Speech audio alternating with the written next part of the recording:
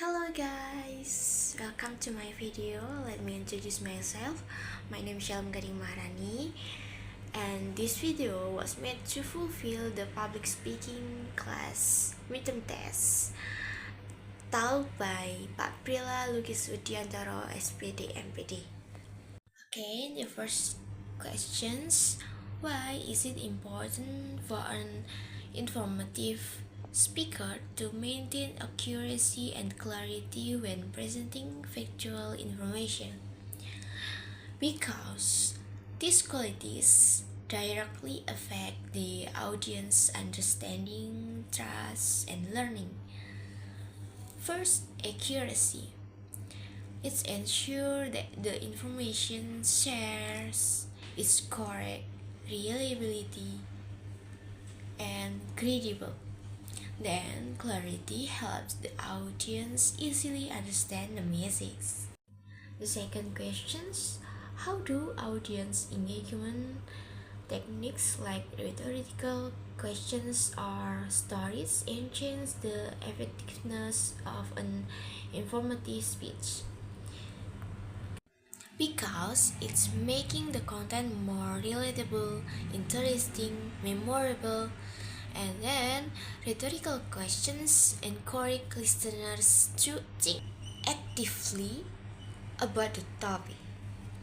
Also, stories or anecdotes make complex or abstract ideas to easier understand.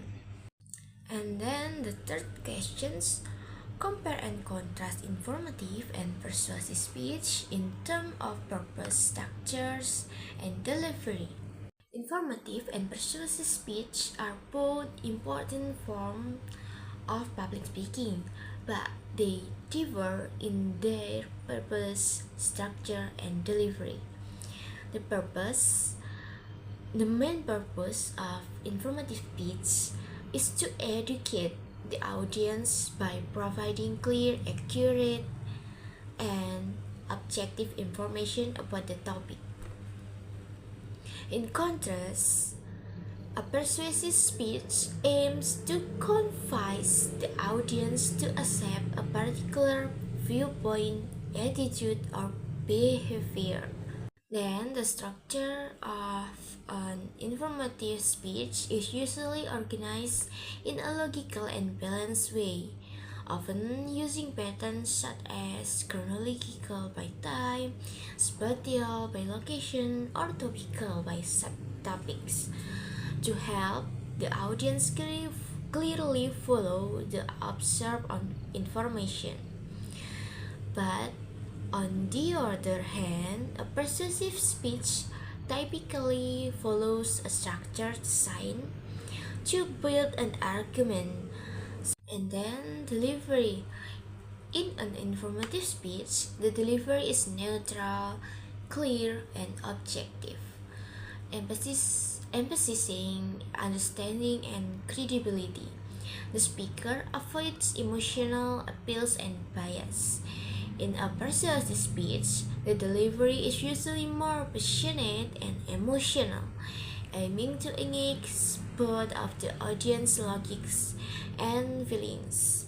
The speaker may use tone, gesture, and vocal variety to emphasize conviction and motivate change. Next questions.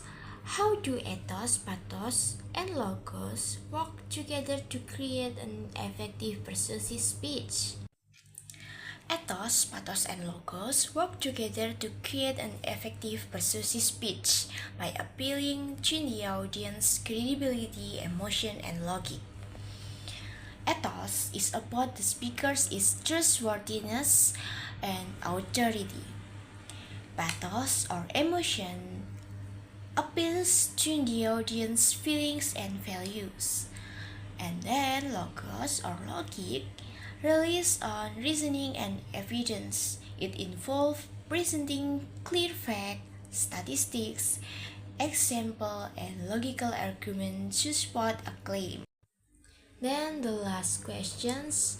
Why is the closing of a ceremonial speech often considered the most memorable part and what techniques make it impactful.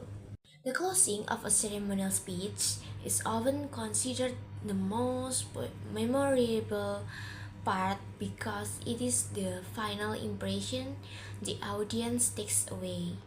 It summarizes the speech is emotional and thematic essence, leaving listeners with a strong sense of closure, inspiration, and reflection.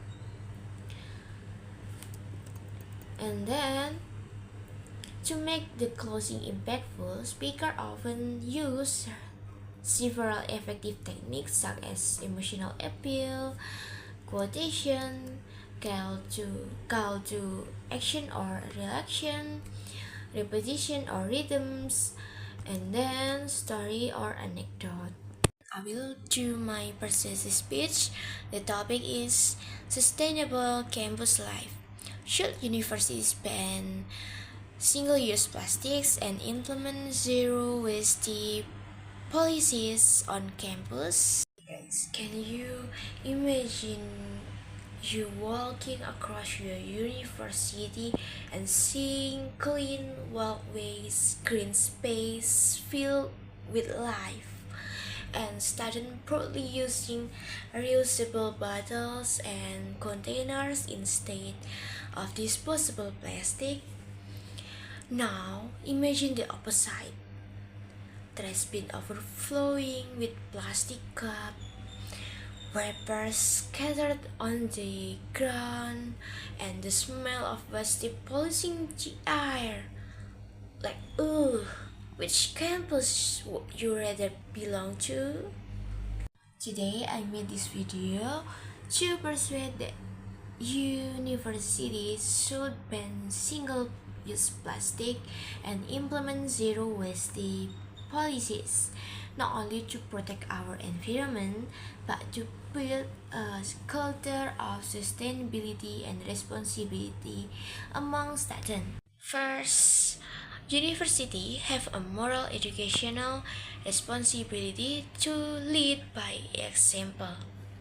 Studies show that over 8 million tons of plastic enter our ocean every year, killing marine life and disrupting ecosystem. Single-use plastic like straw, cups, and bags. First, university have a moral and educational responsibility to lead by example. Studies show that over 8 million tons of plastic enter our ocean every year, killing marine life and disrupting ecosystem. Single-use plastic like straw, cups, and bags are among the biggest culprits. As institution of learning, universities should practice what they teach by reducing waste and promoting eco-friendly habits. Implementing a zero waste policy shows a commitment to sustainability and inspire students to take an environmental action beyond campus. Secondly, is going zero waste is not good for the planet. It's also practical and cost effective.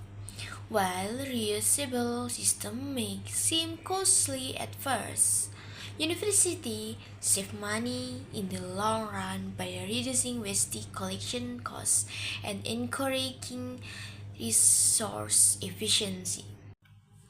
Third, banning single-use plastic strengthens the sense of community and shares purpose. When students see their peers bringing reusable bottles or joining cleanup drives, it sparks a movement of awareness and pride. In conclusion, banning single-use plastic and embracing zero waste policies is not just a choice. it's a necessity. Our generation has the power and responsibility to shape a cleaner, healthier planet starting right now on our campus. So let's act now. Say no to single use plastic. Bring your own bottles. That's all from me. Thank you and goodbye.